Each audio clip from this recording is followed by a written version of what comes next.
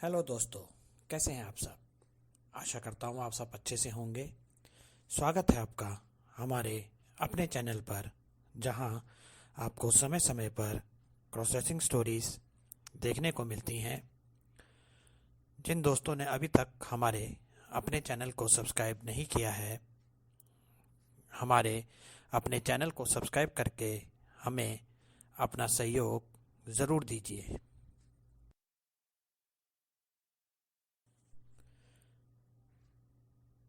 दोस्तों, आपको कहानी के पहले 3 भाग चैनल के वीडियो सेक्शन में देखने को मिल जाएंगे। मैं कहानी का लिंक अपने डिस्क्रिप्शन बॉक्स में भी दे दूंगा। आप वहां से भी कहानी के पहले 3 भाग को पढ़ सकते हैं।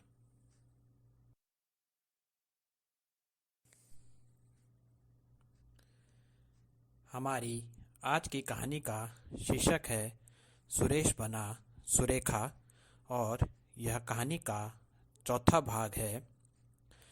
दिव्या के शक्ति और इतने विश्वास के साथ सुरेश से ऐसा सवाल करना सही था, और सुरेश समझ चुका था कि उसका झूठ अब दिव्या के सामने आ चुका है। अब वह चाहे कितने भी बहाने बना ले, दिव्या के सामने उसका कोई बहाना नहीं चलेगा, और उसकी क्रॉस ड्रेसिंग का राज, जो आज तक सिर्फ उसके मन में ही दबा हुआ था, वह आज दिव्या के सामने आना ही था। सुरेश को लगा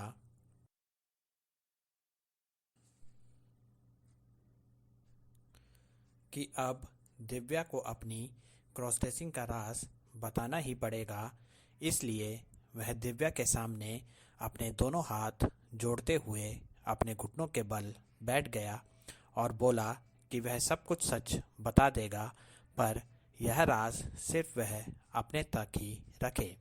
दिव्या भी सुरेश का सच जानना चाहती थी, और सुरेश के लड़कियों के कपड़े पहनने के पीछे का कारण भी जानना चाहती थी। इसलिए दिव्या ने सुरेश से कहा कि वह उसके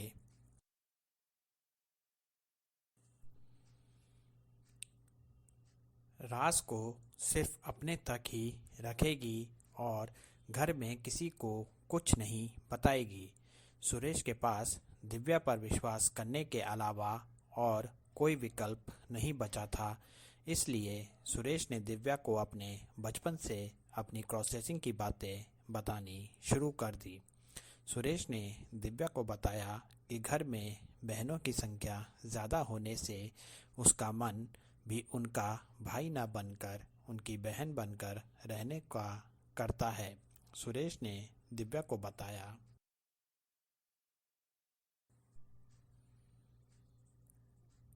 कि घर में अकेला लड़का होने की वजह से वह हमेशा अकेलापन महसूस करता है। उसने दिव्या को अपने द्वारा की गई हर क्रॉस ड्रेसिंग के बारे में भी बताया। सुरेश ने दिव्या को बताया कि एक बार जब वह सब गांव में दावत में गए थे, तो कैसे उसने अपनी बीमारी का बहाना बनाया था और अकेले में अपनी क्रॉस ड्रेसिंग इच्छा पूरी की थी। सुरेश ने दिव्या को बताया कि उसको अपनी क्रॉस ड्रेसिंग बहुत पसंद है और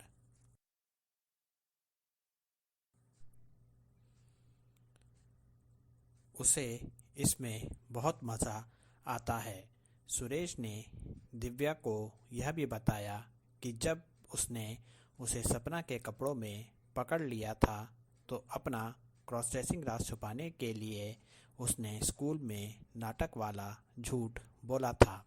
दिव्या सुरेश की बातें सुन रही थी और मुस्कुरा भी रही थी। दिव्या को समझ नहीं आ रहा था कि वह सुरेश की बातें सुनकर कैसा व्यवहार करे। सुरेश की आंखों में डर से आंसू भर आए थे। दिव्या सुरेश की आंखों में डर के आंसू नहीं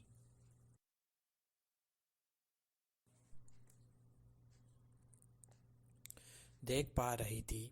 दिव्या ने सुरेश को चुप करवाया और कहा कि घर में महिलाओं की संख्या ज़्यादा होने से ऐसा किसी के साथ भी हो सकता है, और यदि उसने ऐसा किया है तो कुछ गलत नहीं किया है। दिव्या का साथ पाकर सुरेश को हिम्मत आई और उसने गिड़गिड़ाते हुए एक बार फिर दिव्या से अपनी क्रॉस ड्रेसिंग का यह राज किसी को ना बताने को कहा। दिव्या सुरेश की बताई बात पर विश्वास करना चाहती थी, पर उसके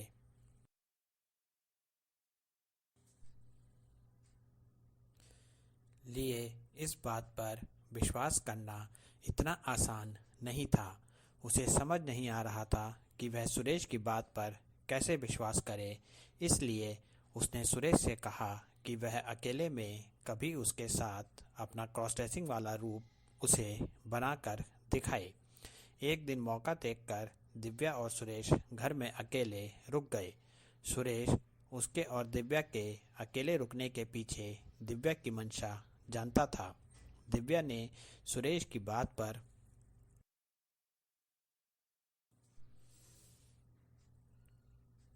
विश्वास करने के लिए सुरेश को उसे अपना क्रॉस ड्रेसिंग वाला रूप बनाने को कहा और सुरेश को पहनने के लिए अपना एक सलवार कमीज दिया।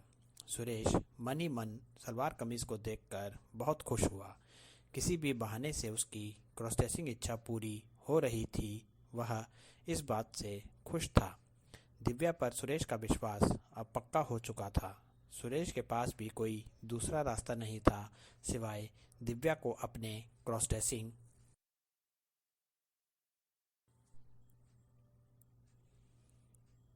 रूप दिखाने के।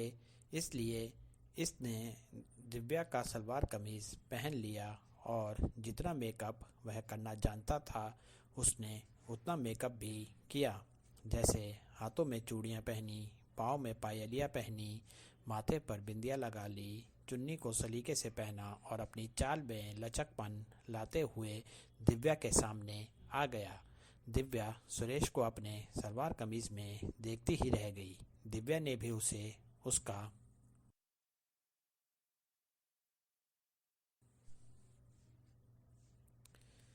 यह राज अपने तक रखने का वचन देते हुए उसकी क्रॉस ड्रेसिंग में सुरेश की हर संभव मदद करने का वचन दिया। दिव्या ने सुरेश को खुश करने के लिए उससे कहा कि आज से अकेले में वह अपनी बहन को सुरेश न कहकर सुरेखा कहेगी।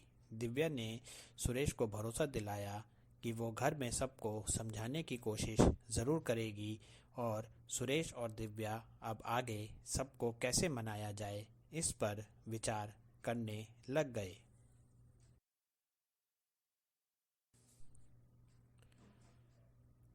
कहानी को पूरा देखने के लिए धन्यवाद दोस्तों।